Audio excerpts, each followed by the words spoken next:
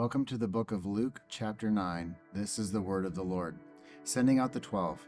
Then he called his 12 disciples together and gave them power and authority over all demons and to cure diseases. He sent them to preach the kingdom of God and to heal the sick. And he said to them, "Take nothing for the journey, neither staffs nor bag, nor bread nor money, and do not have 2 tunics apiece. Whatever house you enter, stay there, and from there depart. And whoever will not receive you, when you go out of that city, shake off the very dust from your feet as a testimony against them." So they departed and went through the towns, preaching the gospel and healing everywhere. Now Herod the Tetrarch heard of all that was done by him, and he was perplexed, because it was said by some that John had risen from the dead, and by some that Elijah had appeared, and by others that one of the old prophets had risen again. Herod said, "John I have beheaded, but who is this of whom I hear such things?" So he sought to see him. Verse 10. And the apostles, when they had returned, told him all that they had done. And he took them and went aside privately into a deserted place belonging to the city called Bethsaida. But when the multitudes knew it, they followed him, and he received them and spoke to them about the kingdom of God, and he healed those who had need of healing. When the day began to wear away, the 12 came and said to him, "Send the multitudes away, that they may go into the surrounding towns and county, and lodge and get provisions, for we are in a deserted place here." But he said to them, "You give them something to eat." And they said, "We have no more than 5 loaves and 2 fish. Unless we go and buy food for all of these people," for there were about 5,000 men.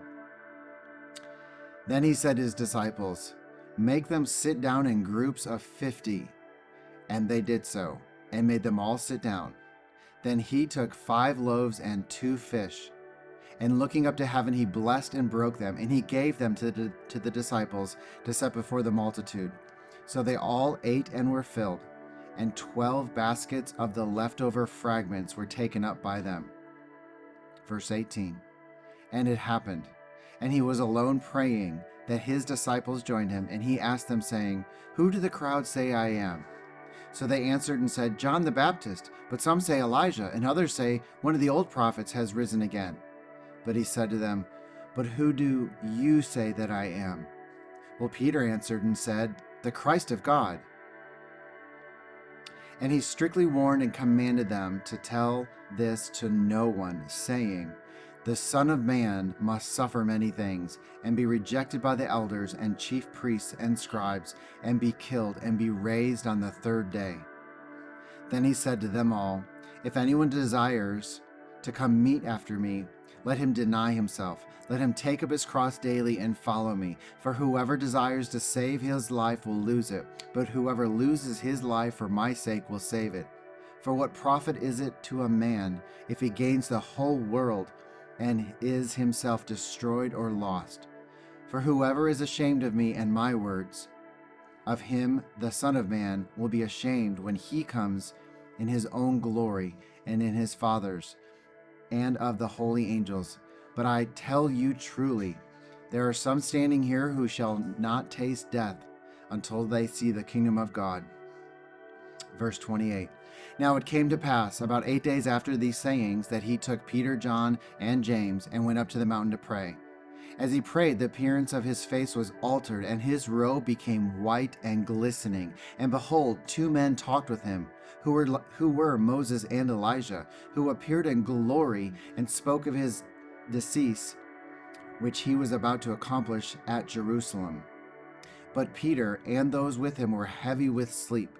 And when they were fully awake, they saw his glory and the 2 men who stood with him. And then it happened, as they were parting from him, that Peter said to Jesus, "Master, it is good for us to be here, and let us make 3 tabernacles, one for you, one for Moses, and one for Elijah," not knowing what he had said. While he was saying this, a cloud came and overshadowed them, and they were fearful as they entered the cloud. And a voice came out of the cloud saying, "This is my beloved Son, hear him." When the voice had ceased, Jesus was found alone. But they kept quiet and told no one in those days and any of the things that they had seen. Now it happened on the next day, when they had come down from the mountain, that a great multitude met him. Suddenly, a man from the multitude cried out, saying, Teacher, I implore you, look for my son, for he is my only child. And behold, a spirit seizes him, and he suddenly cries out. It convulses him so that he foams at the mouth, and it departs from him with great difficulty, bruising him. So I implore your disciples to cast it out. But they could not. Then Jesus answered and said, O faithless and perverse generation, how long shall I be with you and bear with you? Bring your son here. As he was still coming, the demon threw him down and convulsed him. Then Jesus rebuked the unclean spirit, healed the child, and gave him back to his father. Verse 43. And they were all amazed at the majesty of God. But while everyone marveled at all the things which Jesus did, he said to his disciples, Let these words sink down into your ears, for the Son of Man is about to be betrayed into the hands of men. But they did not understand this saying, and it was hidden from them, so that they did not perceive it. And they were afraid to ask him about this saying.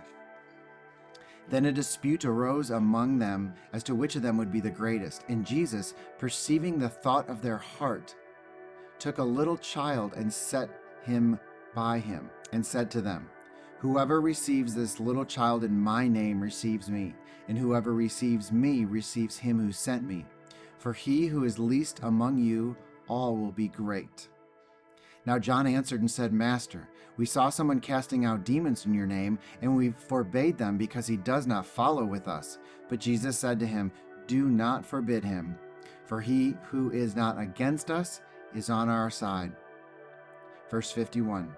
Now it came to pass, when the time had come for him to be received up, that he steadfastly set his face to go to Jerusalem, and sent messengers before his face. And as they went, they entered a village of the Samaritans to prepare for him, but they did not receive him, because his face was set for the journey to Jerusalem.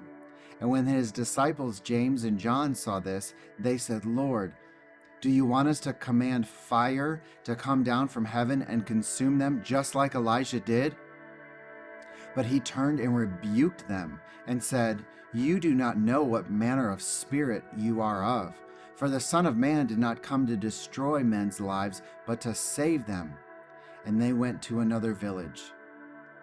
Now it happened as they journeyed on the road that someone said to him, Lord, I will follow you wherever you go. And Jesus said to him, Foxes have holes, and birds have the air. Birds of the air have nests, but the Son of Man has nowhere to lay his head. Then he said to another, Follow me.